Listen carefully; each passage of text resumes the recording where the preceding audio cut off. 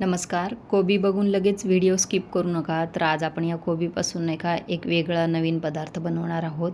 तुम्ही आत्तापर्यंत कोबीचे पराठे, मंचुरियन किंवा मोमोज असं पदार्थ खाल्ले असतील. तर आज आपण एक थोडासा ना वेगळा पदार्थ बनवतोय आणि अतिशय चविष्टसुद्धा आहे आणि पौष्टिकसुद्धा आहे. जो की तुम्ही ना लहान मोठे घरातले सर्वच जण खूप आवडीने खाणार याची मला खात्री आहे. तर हे बघा, आपण कोबी असा कट करून घ्यायचे, पातळ पातळ काप करायचे आणि जो देठाकडचा कडक भाग असतो ना तो आपल्याला काढून टाकायचा आहे. म्हणजे तो काय होतो ना चांगला बारीक होत नाही, त्यासाठी तो बाजूला काढून टाकायचा आणि असं थोडंसं मोठे मोठे कोबीचे तुकडे करून घ्यायचे आहे. तर असा कोबी चिरून घेतला, त्यानंतर एक गाजर घेतला आहे. तर इथं गाजराचं प्रमाणसुद्धा तुम्ही वाढवू शकता आणि कोबीचंही प्रमाण वाढवू शकता. इथे काही प्रमाण निश्चित नाही, कमी जास्तसुद्धा घेऊ शकता किंवा समप्रमाणातही घेऊ शकता. तर गाजरसुद्धा आपण कोवळं घ्यायचं आहे आणि असं छान त्याचेसुद्धा छोटे छोटे तुकडे करून घ्यायचे. दोन्ही एकत्र मिक्सरच्या भांड्यात घालायचं आणि हे बघा अशा पद्धतीचं त्याचं वाटण तयार करायचं. पाणी अजिबात घालायचं नाही. खूप जास्त जाड किंवा खूप जास्त बारीक पेस्ट करायची नाही आहे त्याची. तर हे आपण नाही का एका मोठ्या बाऊलमध्ये काढून घ्यायचं आहे. त्यानंतर त्याच आपण मिक्सरच्या भांड्यामध्ये ताजे हिरवे वाटाणे अर्धा कप घातले आहे आणि ते सुद्धा ना जशी कोबी वाटून घेतला ना आपण थोडासा जाडसर, तर तसंच ते सुद्धा वाटून घ्यायचे आहे. हे बघा अशा पद्धतीने आता हे आपण मिक्स करून घेऊया तिन्ही पदार्थ. तर तिन्ही छान मिक्स करून घ्यायचे. वाटाणा तुम्ही थोडासा जास्तसुद्धा वाढवू शकता. आता एक फोडणी तयार करायची. त्यासाठी एक चमचाभर तेलामध्ये मोहरी जिरं घालायचं.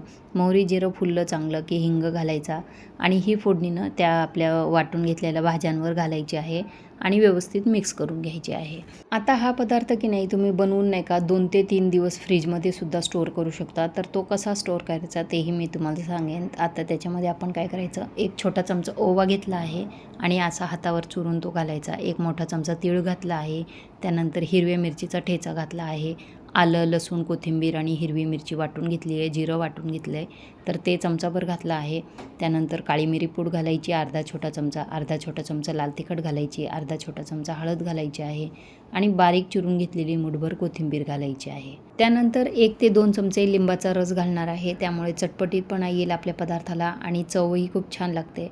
तर ते घातल्यानंतर आपण चवीपुरतं मीठ घालायचं आहे याच्यामध्ये. इथे तुम्ही आणखीन काही भाज्या याच्यामध्ये ॲड करू शकता तुमच्या आवडीप्रमाणे. आता 1/3 कप इथे बेसन पीठ घेतलं आहे आणि 2 मोठे चमचे तांदळाचं पीठ घेतलं आहे. पिठांचं प्रमाण कमीच ठेवायचं आहे आपल्याला याच्यामध्ये. आता हे व्यवस्थित मिक्स करून घ्यायचं आहे. तर मिक्स करत असताना अजिबात पाण्याचा वापर करायचा नाही, कारण ह्या भाज्या ज्या आपण इथे वापरल्या आहे त्या भाज्यांना त्यांचंच पाणी सुटतं. त्यामुळे पाण्याची इथे अजिबात आवश्यकता पडणार नाही. हे बघा असं त्याचं बाइंडिंग आलं पाहिजे. तर इथं थोडंसं बाइंडिंग कमी वाटतं आहे मला. तर 1 चमचा आणखीन मी बेसन पीठ घातलं आहे. खूप जास्त पिठाचा अति वापर करायचा नाही आहे. जास्त भाज्यांची टेस्ट चांगली लागली पाहिजे आपल्याला. त्यासाठी आपण इथं पिठं नाही का अगदी थोडी थोडीच घालायची आहे आणि फक्त त्याला असं छान असं बाइंडिंग मिळायला पाहिजे. हे बघा असं दरदरीत असं थोडंसं जाडसर भाज्या ठेवल्यामुळे ना हा पदार्थ खाताना चवीलासुद्धा खूप अप्रतिम लागतो. आता आपण स्टीलच्या चाळणीला नाही का तेल ग्रीस करून घ्यायचं आहे. थोडंसं तेल लावून घ्यायचं आणि जे आपण पीठ तयार केलं ना ते त्याच्यामध्ये थापून घ्यायचं आहे. थोडंसं जाडसरच थापायचं, खूप जास्त पातळ थापायचं नाही आणि खूप जास्त दाबूनसुद्धा थापायचं नाही. हलक्या हाताने थापायचं आहे. हे थापून झालं की याच्यावर तुम्ही आणखी तुम्हाला आवडत असेल तर तीळसुद्धा लावू शकता. आता इथे एका पातेल्यामध्ये पाणी तापायला ठेवलं होतं. पाणी छान तापलं की त्याच्यावर ही चाळणी ठेवायची आणि झाकून नाही का 10 ते 12 मिनिटं लागतात हे शिजण्यासाठी. तर हे वाफवून घ्यायचं आहे आपल्याला. लो टू मीडियम गॅसवर वाफवून घ्यायचं, मोठ्या गॅसवर नाही, म्हणजे छान हे वाफवलं जातं. 10 ते 12 मिनिटानंतर काय करायचं, गॅस बंद करायचा आणि तसंच ते नाही का वाफेवर राहू द्यायचं. पूर्ण थंड झालं की तेव्हा मग आपण हे काढायचं आहे. तर आधी काटा चमच्याने थोडंसं उचकटून घ्यायचं आणि त्यानंतर असं काढायचा प्रयत्न करायचा आहे.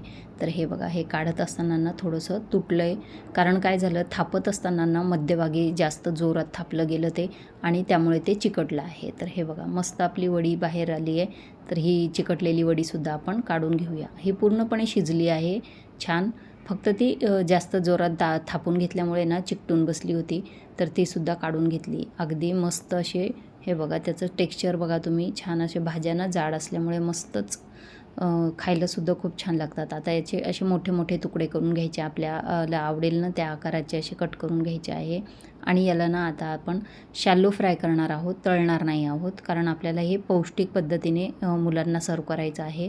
तर त्यासाठी ते नाही का बटर, तूप किंवा तेलमध्ये तुम्ही ते शॅलो फ्राय करू शकता. दोन्ही बाजूनी असा गोल्डन ब्राऊन रंग आला ना की मग ते काढून घ्यायचे आहे. हे बघा, दोन्ही बाजूनी मस्त असं क्रिस्पी होईपर्यंत आपल्याला ते शॅलो फ्राय करायचे आहे. तर यापूर्वी ना तुम्ही कोबीच्या वड्या वगैरे बनवल्याच असतील, तर कोबीच्या वड्या बनवताना ना तुम्ही हे पदार्थ जे आपण घातले, मटर घातलं आहे त्याच्यामध्ये आणि गाजर घातलं आहे, तर हे पदार्थसुद्धा घालून एकदा करून बघा.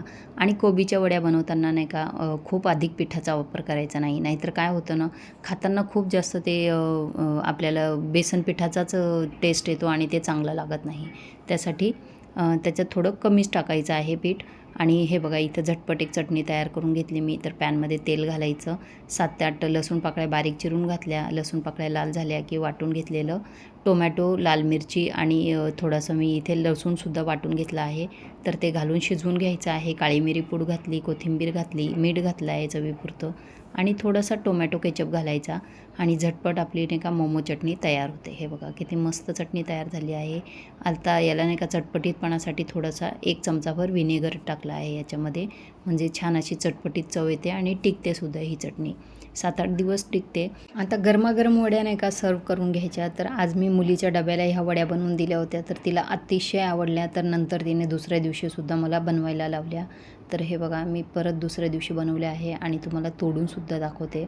हे बघा, असं क्रम्बली त्याचं टेक्स्चर आहे, असं चिकटपणा अजिबात नाही आहे त्याच्यामध्ये. असं क्रम्बली आपल्याला हे पीठ तयार करायचं आहे. म्हणजे म्हणूनच मी तुम्हाला परत परत सांगितलं की पिठाचं प्रमाण कमी ठेवायचं आणि भाज्या अधिक ठेवायच्या, म्हणजे तेवढ्याच भाज्यासुद्धा पोटात जातात आणि खूप पौष्टिक लागतात. ह्या अगदी वरून कुरकुरीत आणि आतून अशा सॉफ्ट असतात ना, एवढ्या छान लागतात ना. अगदी तुम्ही पार्टी स्नॅक्स किंवा टी टाईम स्नॅक्स म्हणूनसुद्धा ह्या बनवू शकता. आणि जेव्हा त्या आपण उकडून घेतल्या ना, म्हणजे स्टीम करून घेतल्या, तर त्या स्टीम केलेल्यासुद्धा तुम्ही तसं थंड करून कट करून नाही का फ्रीजमध्ये 3 ते 4 दिवस स्टोअर करू शकतात. तर आजचे कोबी, गाजर, मटर वडी तुम्हाला आवडली असेल तर लाईक, शेअर, सबस्क्राईब करा. धन्यवाद.